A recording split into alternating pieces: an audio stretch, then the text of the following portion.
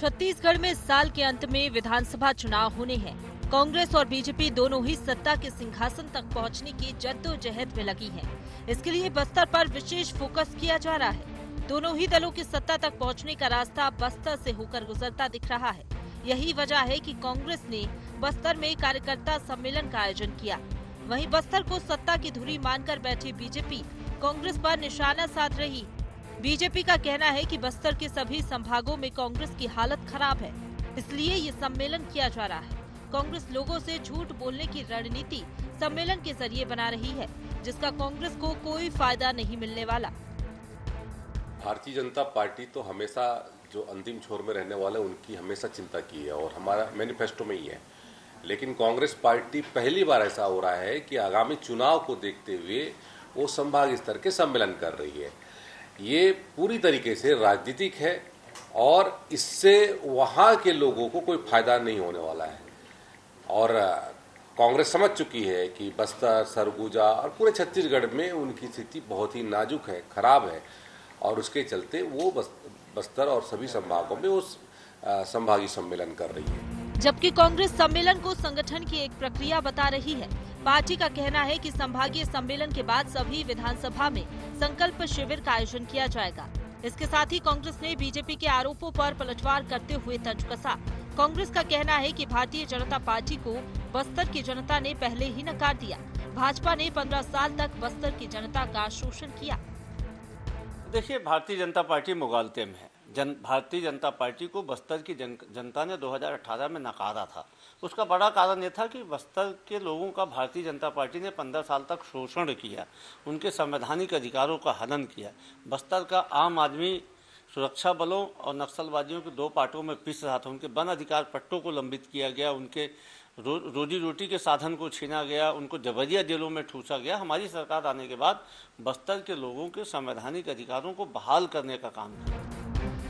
विधानसभा चुनाव से पहले बीजेपी कांग्रेस दोनों ही बस्तर को साधने में जुट गई हैं। यही वजह है कि बीजेपी के प्रदेश प्रभारी ओम माथुर के बाद कांग्रेस भी कार्यकर्ता सम्मेलन के जरिए बस्तर की जनता के मन में विश्वास कायम रखना चाहती है। लेकिन देखना ये दिलचस्प होगा, चुनाव में बस्तर किस पार्टी पर विश्वास जताती है।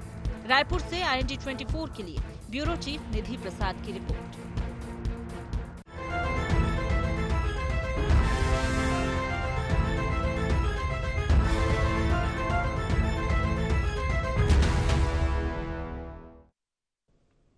नमस्कार, जय जोहार गुहार। छत्तीसगढ़ में आप सभी का स्वागत है। मैं हूं आपके साथ दिव्यांशु जोशी। तो चुनावी साल में बस्तर चुनावी अखाड़ा बना हुआ है।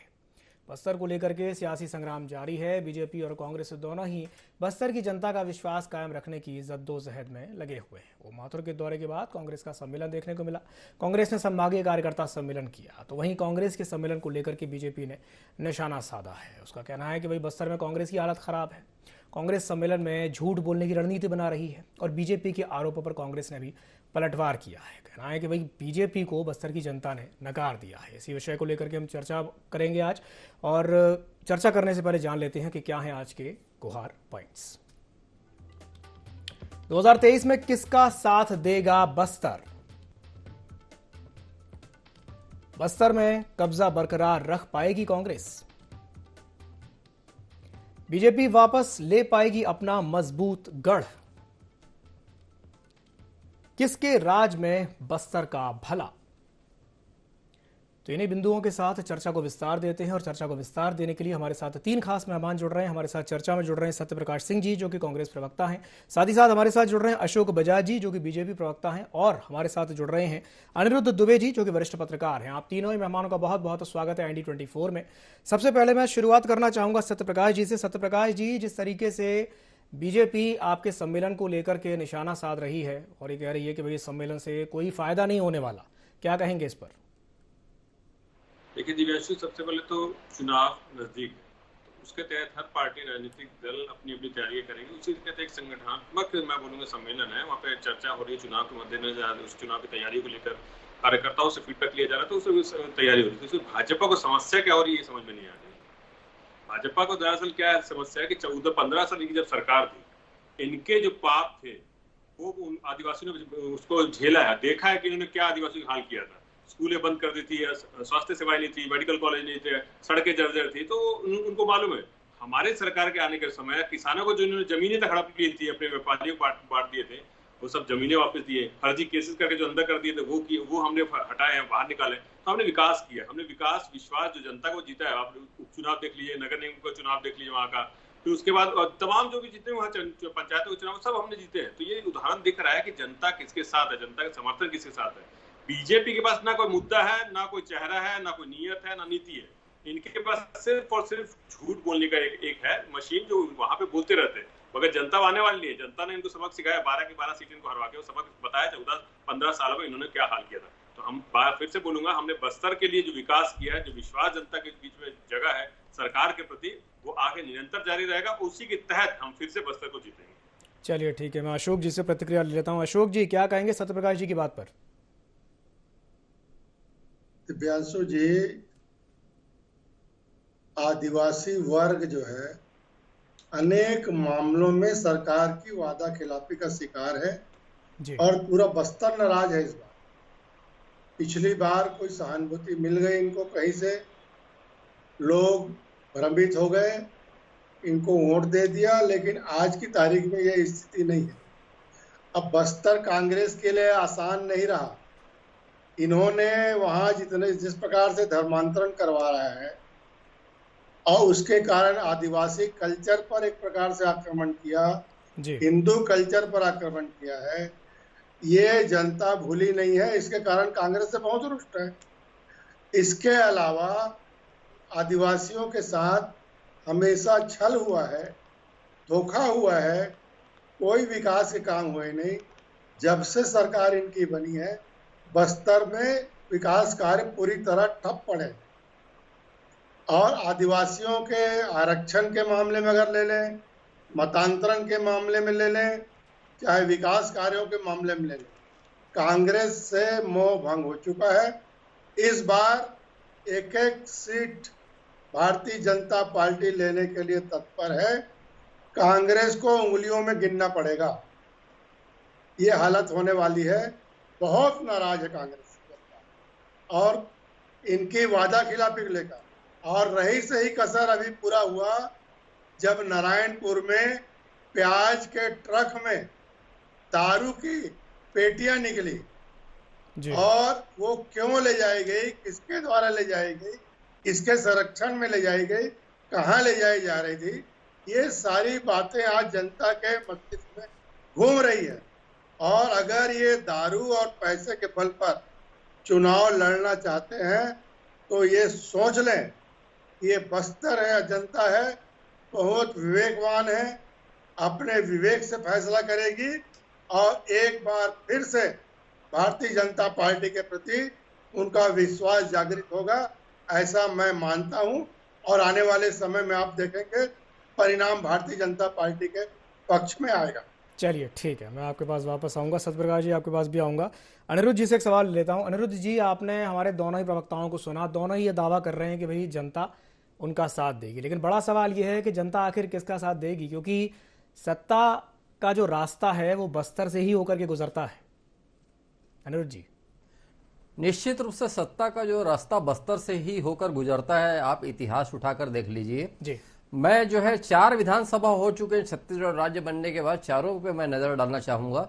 2003 के विधानसभा चुनाव में बस्तर की जो 12 सीटों में से 11 की जो है भारतीय जनता पार्टी जीती थी, एक कांग्रेस थी जी। सरकार बनी। 2008 में भारतीय जनता पार्टी की जो है 12 में से 11 सीटें आई थी बस्तर से, एक कांग्रेस, उसकी सरकार बनी। 2013 में जो है कांग्रेस की सीटें बढ़ी, 12 में से जो है 8 भारतीय जनता पार्टी के खाते में थी और 4 जो है कांग्रेस के। लेकिन 2018 का जो विधानसभा चुनाव में परिदृश्य पूरी तरह बदल गया जी। बट अब 12 में से 11 सीटें कांग्रेस की थी और एक बीजेपी की थी। फिर नक्सली हमले में जो भारतीय जनता पार्टी के विधायक भीमा मंडावी जी की शहादत हुई, उपचुनाव हुआ, तो उसमें भी कांग्रेस जीती। तो इस तरह से अभी 12 की बस्तर की 12 जो सीटें हैं वो अभी कांग्रेस के खाते में हैं जी। और भारतीय जनता पार्टी अब वो निश्चित रूप से खोया हुआ जनाधार जो है पाना चाहेगी। और भारतीय जनता पार्टी ने आदिवासी बहुल क्षेत्र न सिर्फ बस्तर में खुद को खोया, सरगुजा जो आदिवासी बहुल क्षेत्र है, सरगुजा बहुत बड़ा क्षेत्र है। सरगुजा डिवीजन में 14 जो है विधानसभा सीटें होती है। 14 के 14 में आज कांग्रेस के विधायक हैं, उसकी मशक्कत वहां पर भी है।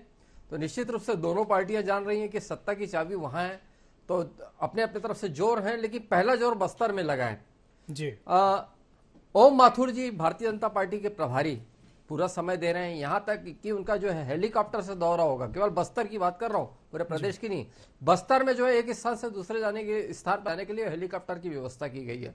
वैसी जो कांग्रेस की जो प्रदेश प्रभारी शैलजा जी, मतलब अभी उनका जो छत्तीसगढ़ आगमन में जो हो रहा है, तो कहीं वो और फोकस्ड नहीं है, वो पूरी तरह जो है बस्तर में है जी। और फिर जो है और जो बात की जो पार्टियां हैं वहां चुनौती इसलिए भी है कि आम आदमी की पार्टी उसने भी जो गिने चुने जो क्षेत्रों पे ध्यान लगाया है, तो उसमें सबसे बड़ा क्षेत्र बस्तर है।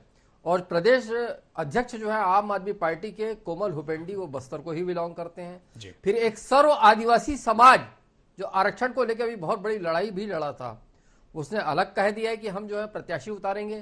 तो ये भी एक डर है, इसमें भारतीय जनता पार्टी चिंतित है और कांग्रेस भी चिंतित है उसमें कि कहीं मतलब ये जो है आम आदमी की पार्टी और सर्व आदिवासी समाज जो है उससे किसको क्या नुकसान पहुंचेगा, ये चिंता दोनों पार्टियों में है। तो कुल मिला के बस्तर में पूरी ताकत लगा दी गई है, पूरा जोर लगा दिया गया है। चलिए ठीक है सत्यप्रकाश जी, 12 की 12 सीटें आपके पास हैं बस्तर में, लेकिन जिस तरीके से अभी हम सुन रहे थे अशोक जी को जो बात बोल रहे थे कि पिछले कुछ दिनों जिस तरीके से जो मुद्दे उन्होंने उठाए हैं, चाहे वो धर्मांतरण का मुद्दा हो या और भी मुद्दे हों, क्या लगता है आपको कितना चुनौतीपूर्ण होगा आपके लिए वापस से बस्तर को रिटेन करना?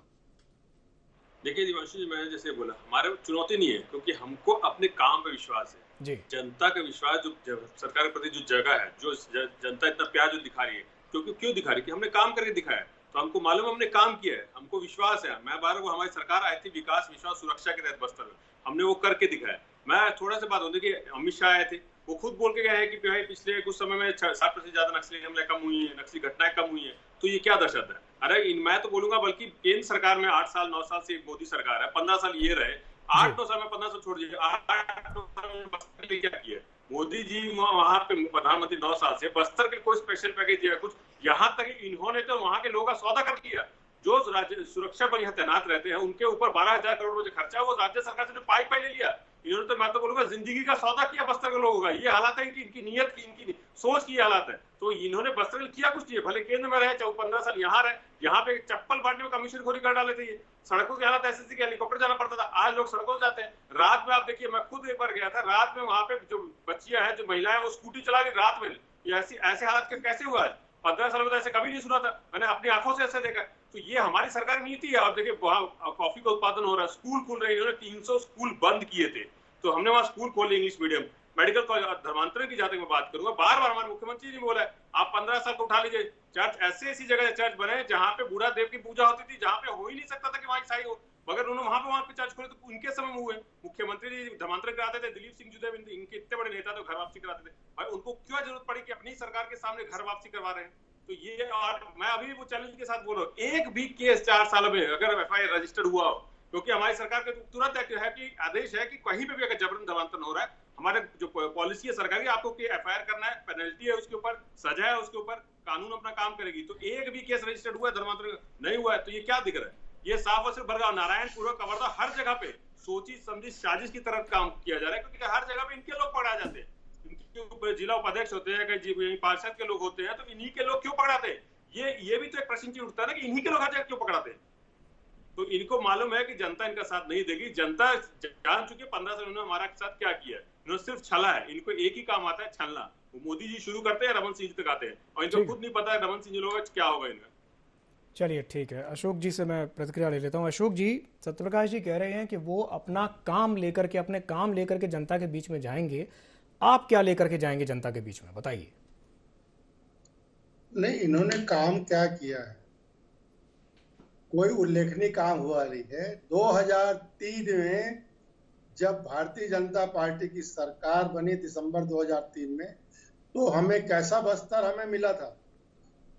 एक उजड़ा हुआ बस्तर था, विकासहीन, और जिस हालत में था आपको बता नहीं सकता, वर्णन नहीं कर सकता, वर्णन करना भी नहीं चाहूंगा। उस बस्तर को 15 साल में हमने सजाया है, संवारा है। शिक्षा की व्यवस्था की, स्वास्थ्य की व्यवस्था की, वहाँ गांव-गांव में सड़कों का जाल बिछाया, लोगों को बुनियादी सुविधाएं मुहैया कराई। ये किसके राज में हुआ है? आज जब इतना बना बनाया जो क्षेत्र इनको मिल गया तो उसको विकास को आगे बढ़ाने में असमर्थ हो गए, खाली ढिंढोरा पीटते रहे। इनके वहां एक मंत्री हैं, वो कहते हैं कि हम हिंदू नहीं है, आदिवासी अलग धर्म है, हिंदू अलग धर्म है।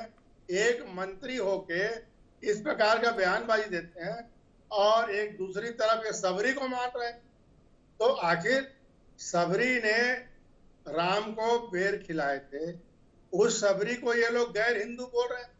तो कुल मिलाकर इनकी जो विरोधाभासी बातें हैं और आदिवासियों के दिल को दुखाने वाली बातें जो इनके मंत्री लोग कर रहे हैं जी, उसके कारण आदिवासियों में बहुत नाराजगी है। इसके अलावा मतांतरण करने वाले जो तत्व वहां मौजूद हैं, उन तत्वों को जिस तरह से पनाह दिया जा रहा है, सरकार की तरफ से जिस प्रकार से संरक्षण दिया जा रहा है, प्रोत्साहन दिया जा रहा है, ये भी आदिवासियों के नाराजगी का बहुत बड़ा कारण है और कांग्रेस की हार का कारण बनेगा। आप रिजल्ट देखिएगा कि आदिवासी कहीं खुश नहीं है। इस बार बस्तर पलटेगा और भारतीय जनता पार्टी को सभी 12 सीटें मिलेगी। अशोक जी, जी जी जी अशोक जी, अभी आपने कहा कि 2003 में आपको एक उजड़ा हुआ बस्तर मिला था और आपके हिसाब से आपने कहा कि भाई 15 साल में आपने बहुत काम किया। इतना काम किया कि 2018 के चुनाव में 12 में से 11 सीटें कांग्रेस ले गई। कैसे अशोक? देखिए, 2018 के रिजल्ट को आप भूल जाइए जी, उसको आप एक आंधी थी, एक तूफान आया और उसमें बीजेपी चक्रवात में कुछ एक आध झाड़ू खड़ गया। आ रहा हूँ आपके पास भी आ रहा हूँ जी जी। लेकिन सच्चाई ये है कि 2019 में जब 4 महीने बाद चुनाव हुआ जी लोकसभा का, तो बस्तर की एक सीट हमारे हाथ में आई। ठीक। और कितने बूथों में हमने लीड लिया ये भी आपने देखा होगा। लेकिन इन्होंने जिस तरह से हमारे एक निर्वाचित विधायक की मृत्यु को गंभीरता से नहीं लिया, भीमा मंडावी एकमात्र हमारा भाजपा विधायक 2018 में जीता था जी, उसकी मौत के गंभीरता से सरकार ने नहीं लिया। इससे भी आदिवासी वर्ग में खासी नाराजगी है। ठीक है। और चाहे ये कितना भी कर लें, कितना भी दारू पैसा बहाने की कोशिश करें, जनता इस बार भ्रमित नहीं होने वाली है। 18 के रिजल्ट को हम लोग भूल चुके हैं। अब नए सिरे से नया इतिहास बनाने के लिए भारतीय जनता पार्टी आगे बढ़ रही है। ठीक है, चलिए ठीक है। ये जो बात अभी आपने बोली है, 18 मिनट हो गए हैं चर्चा करते करते हमें, आपने तीसरी बार बोली है कि इस बार जनता भ्रमित नहीं होगी। चलिए ठीक है, सत्यप्रकाश जी कुछ कहेंगे इस पर? जी मैं ये बोल रहा हूँ, अशोक बजाज जी बोल रहे हैं इतिहास यही बन गया है। अशोक जी देखिए, दिव्यांशु जी, हम तीन बार हम अपोजिशन में रहे, मगर हमारी हालत कभी ऐसे नहीं हुई कि हम 14 पे गए हो। 38, 40, 39 वही रहते थे। तो ये क्या दिखाता है कि कांग्रेस के प्रति विश्वास जनता का हमेशा रहा है जी। हमेशा जानती कि विकास कोई करेगा या विश्व हमको जो सुरक्षा देगा कांग्रेस दे सकती है। तो हम कभी ऐसे नहीं, मगर इन्होंने 15 साल में ऐसा क्या किया कि भाई आप 14 पे चले गए। ये दिखा रहा है कि जनता कितने इनसे त्रस्त थी। तो ये इतिहास में दर्ज होगा और आगे आने वाले चुनाव में भी यही हाल होगा। देखिए, मैं 12 बोल रहा हूँ, इन्होंने बस्तर के लिए कुछ नहीं किया है, सिर्फ वोट की राजनीति की, आदिवासियों को छलने का काम किया है। अरे पैसा का कानून जो उसको वो याद नहीं था इनको, जमीनें व्यापारियों को देते थे, वहां के लोगों पर फर्जी केस लगा के अंदर करते थे, बलात्कार की घटना होती थी। ये हालात थी बस्तर के। स्कूल वहां बंद किए थे, ये तो बजाज जी को पता होगा। एक दिन में 300 से ज्यादा स्कूल बस्तर इलाके में बंद हुए थे। अब बताइए शिक्षा का स्तर क्या होगा जहाँ पे 300 स्कूल बंद हो जाएंगे। हमने वहां पे आत्मानंद स्कूल खोला है, हम वहां पे अस्पताल तो जो खुल रहे समुदाय केंद्र तो खुल ही रहे, जो हमारा हार्ट बाजार क्लिनिक जो अस्पताल लोगों को पास जा रहे, ये योजना हमने दी है। वहां पे हालात ऐसे थे कि वहां के लोग, मैं अभी दिखा दूंगा, अभी थोड़े दिन पहले ही आई थी खबर कि वहां पे अब बस्तर इलाकों में जो सामुदायिक केंद्र है वहां पे अब ऑपरेशन तक चालू हो गया। तो ये किसने किया है? 15 साल में इसने इन्होंने क्यों नहीं करके दिखाया? ये हमने करके दिखा। अभी 2 दिन पहले अखबार में छपी थी ये, तो ये हमने करके दिखा। स्वास्थ्य सेवाएं वहां बेहतर करके दिखाई इन्होंने 15 साल में। वहां कुछ नहीं किया, जनता जानती है, इसीलिए जनता इसे दूर भाग रही है। और आने वाले चुनाव में दिख जाएगा। बजाज जी भी यहीं बैठे, मैं भी यहीं बैठा हूँ। चलिए ठीक है। अनिरुद्ध जी के पास जाना चाहूंगा मैं। अनिरुद्ध जी, अभी जैसे कि आपने बताया कि 12 की जो 12 सीटें हैं कांग्रेस के पास हैं, लेकिन अभी हम ये देखते हैं कि जब 2019 में लोकसभा का चुनाव हुआ तो जनता ने बीजेपी का साथ दिया। तो मेरा आपसे सवाल ये है कि जो मोदी फैक्टर जो है या जो अमित शाह का जो फैक्टर है वो कितना असर डालेगा बस्तर पर? देखिए, एक चीज बताऊं मैं, आपने कहा कि 2019 में जो है बीजेपी का साथ दिया जी। फिर मैं उसी बात पर आऊंगा कि देखिए बीजेपी ठीक है कि वहां पे मोदी जी के राष्ट्रवाद का नारा बहुत काम कर गया जी, लेकिन बस्तर सीट से, बस्तर और कांकेर, वहां पे बस्तर में 2 लोकसभा सीटें होती है, तो एक में दीपक बैज जीते, वो कांग्रेस के ही जीते जी, और दूसरा जो कोरबा सीट जो है वहां से डॉक्टर चरणदास महंत जो विधानसभा अध्यक्ष हैं हमारे, उनकी श्रीमती जी ज्योत्सना महंत जी वो चुनाव जीती। तो ऐसा नहीं है, तब भी लोकसभा चुनाव में भी बस्तर जो है कहीं कमजोर नजर नहीं आया कांग्रेस के हिसाब से। ये अलग बात है कि कांकेर की सीट जो है वहां पे भाजपा के पास गई। और दूसरी बात देखिए, विकास की बात है तो दोनों ने अपने अपने स्तर पे विकास किया होगा बस्तर का, मैं इससे इनकार नहीं करता, चाहे वो भारतीय जनता पार्टी हो चाहे कांग्रेस हो। ऐसा नहीं है कि बिल्कुल अछूता छोड़ दिया, लेकिन फिर भी जो है क्या दूर नक्सल क्षेत्रों में विकास पहुंच पाया? आज भी यदा कदा जो है छत्तीसगढ़ के अखबारों में तस्वीर जो है प्रकाशित होते रहती है कि पता लगा खाट में लेकर मरीज को जो है अस्पताल ले जा रहे हैं, मतलब पहुंच मार्ग का अभाव, वाहन का अभाव, अस्पताल का अभाव। और ये तस्वीरें ऐसी नहीं कि एक आध बार आई, हर 3-4 महीने में आप इस तस्वीर को आप देख सकते हो, जो बड़ी मार्मिक तस्वीर होती है बस्तर की। तो मतलब ये कि कहीं कमी जो है भारतीय जनता पार्टी के शासनकाल में भी रही और अभी भी कांग्रेस के शासनकाल में भी रही होगी, तब ये सब चित्र आ रहे हैं। फिर पता लगा जुलाई में स्कूल खुलती है, मतलब वो थोड़ा पानी आ चुका रहता है नदी में, तो पता लगा बच्चे जो है वहां नदी से, तालाब से होकर जो स्कूल जा रहे हैं, ऐसी भी तस्वीर सामने आती है। तो कुल मिलाकर जो है बस्तर में अभी बहुत कुछ होना बाकी है। सरकार चाहे भारतीय जनता पार्टी की रहे, कांग्रेस की रहे, दावे सब अपने अपने तरफ से होते हैं, लेकिन आज भी जो बस्तर का आदिवासी जो दूर नक्सल क्षेत्र की बात कर रहा हूं वहां में, क्या वो भय मुक्त हो पाया? वो भय मुक्त भारतीय जनता पार्टी के शासनकाल में भी नहीं था, वो आज कांग्रेस के शासनकाल में भी भय मुक्त नहीं है। तो सबसे बड़ी बात यह है कि नक्सली जो समस्या है उससे निजात दिलाने के लिए जो पार्टी बड़ी पहल कर पाए तो उसकी जो है सफलता जो है मायने रखेगी। चलिए, आपकी बात पर मैं एक एक रिएक्शन ले लेता हूं दोनों ही प्रवक्ताओं से। पहले मैं चाहूंगा कि अशोक जी अपनी बात रखें। अशोक जी, क्या कहेंगे अनुरोध जी की बात पर कि अभी भी बहुत काम होना बाकी है? देखिए, बस्तर में विकास की अपार संभावनाएं हैं। कांग्रेस ने कई साल तक राज्य किया, वहां के लोग प्रतिनिधित्व करते रहे, मध्य प्रदेश की सरकार में भी और दिल्ली की सरकार में जी, लेकिन विकास अधूरा है। बस्तर में जितना विकास होना चाहिए विकास कहीं दिखा नहीं। 15 साल में हमने विकास की शुरुआत की और गांव-गांव तक सड़कों का जाल बिछाया, गांव में आंगनवाड़ी भवन बनाए, गांव में स्कूल भवन बनवाए। गांव और नक्सलियों के कारण जो चुनौतियां हैं विकास कार्य करने की, उन चुनौतियों को निपट गए हुए, उन बाधाओं को दूर करते हुए एक बड़ा एक इंफ्रास्ट्रक्चर गांव-गांव में जो खड़ा हुआ है, वो किसके कार्यकाल में हुआ है? वो भारतीय जनता पार्टी सरकार में हुआ है।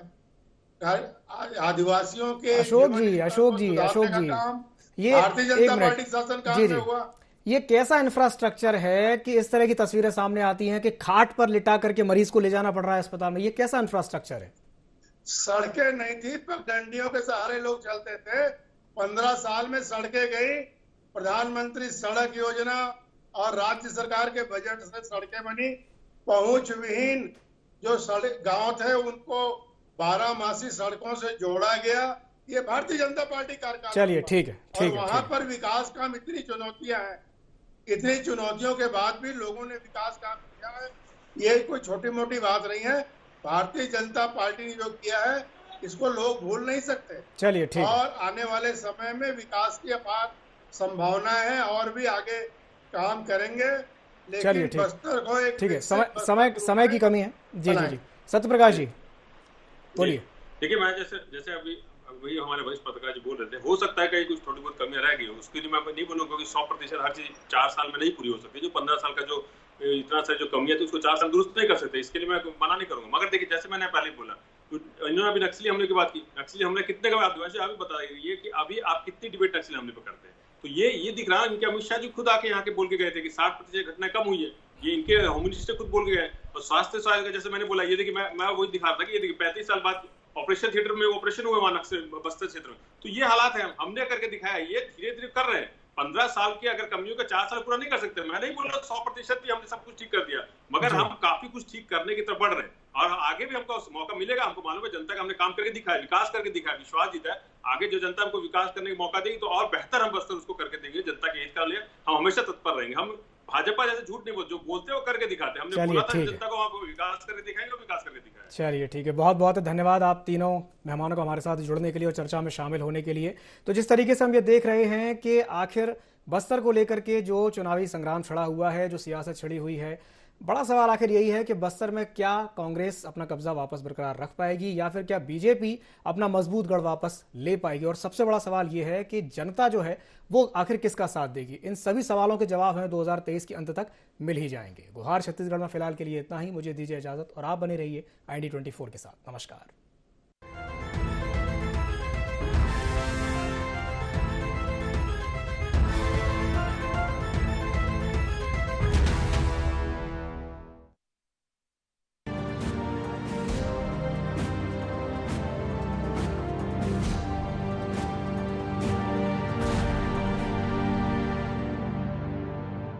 नई